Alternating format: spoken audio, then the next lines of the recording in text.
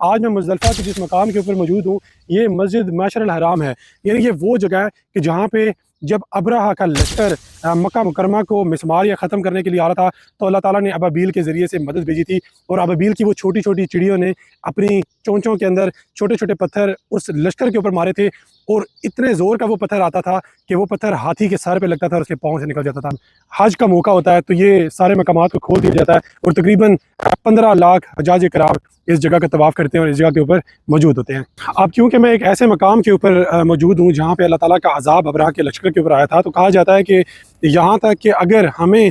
پتہ چل جائے کہ وہ ایگزیکٹلی کون سا مقام تھا اس جگہ کے اوپر، یعنی اگر پن ڈراپ ہمیں پتہ چل جائے آج کے دور کے حساب سے، تو کہا جاتا ہے کہ وہاں پہ رکنا بھی نہیں چاہیے۔ یہاں تک کہ اگر آپ وہاں سے گزر رہے ہیں تو کوشش کریں کہ جلدی سے جلدی وہاں سے گزر جائیں اور اس جگہ کے اوپر زیادہ وقت نہ گزاریں، کیونکہ وہ ایک ایسی جگہ ہے جہاں پہ اللہ تعالیٰ کی ایک قوم کے اوپر پکڑ ہوئی ہے۔